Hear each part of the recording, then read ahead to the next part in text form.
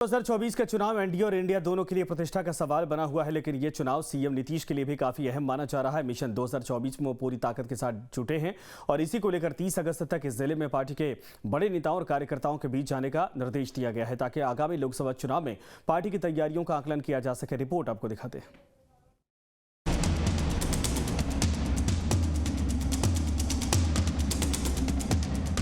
– 2024 के महासमर के लिए जेडीयू पूरी तन्मयता से जुटी हुई है।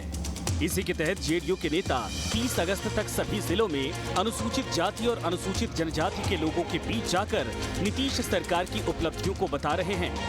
इसका मकसद सीएम नीतीश के 18 सालों के कार्यकाल में हुए विकास कार्यों के बारे में लोगों तक पहुंचाना है। जेडीयू प्रवक्ता राजीव रंजन का कहना है कि बिहार में इंडिया के सामने एनडीए का कोई मुकाबला नहीं है। आरजेडी नेता एजिया यादव का कहना है कि 2024 का चुनाव सिर्फ जेडीयू के लिए ही नहीं बल्कि पूरे इंडिया गठबंधन के लिए भी काफी महत्वपूर्ण है।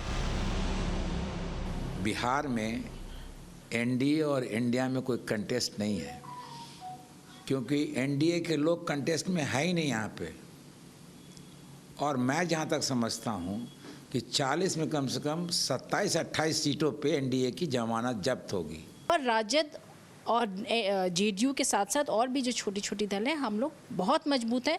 और आप 24 के चुनाव में भी देख लीजिएगा जिस तरह से इंडिया का गठन हुआ है और एक तरफ एनडीए है, एनडीए बहुत कमज़ोर पड़ जाएगी।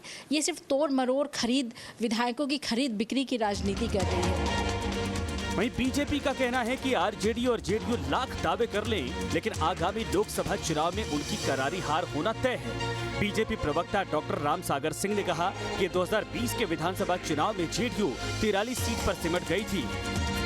ये विधानसभा चुनाव में ही इनको 71 से 43 पर पटक दिया, तब भी इनको आकलन नहीं पता चल रहा है कि जनता इनको कहाँ रख रही है। जो अभी विधानसभा का उपचुनाव हुआ उसमें जनता इनको बुरी तरीके से हराई है, तब भी इनको आकलन का ही अभी जरूरत पड़ रहा है कि आकलन क्या है। अरे आकलन तो साफ साफ दिखाई पड़ रहा है, दीवार पर लिखा हुआ है कि नीतीश कुमार आउट। एनडीए से अलग होने के बाद सीएम नीतीश का लक्ष्य 2024 के लोकसभा चुनाव में देश की सत्ता में बीजेपी को बेदखल करने का है, लेकिन उनके सामने चुनौती और भी है। इसमें सबसे अहम बिहार की राजनीति में उनकी पार्टी का लोकसभा चुनाव में प्रदर्शन कैसा होगा, जिस पर उनका आगे का राजनीतिक भविष्य तय होना है, क्योंकि बीजेपी उनके राजनीतिक वजूद पर लगातार सवाल उठाते रही है। अब देखना ये होगा कि आगामी चुनाव में किसके दावे सही होते हैं और कौन फिसड्डी साबित होता है। इसके लिए लोकसभा चुनाव 2024 का इंतजार करना होगा। पटना से न्यूज़ स्टेट बिहार झारखंड के लिए आदित्य झा की रिपोर्ट।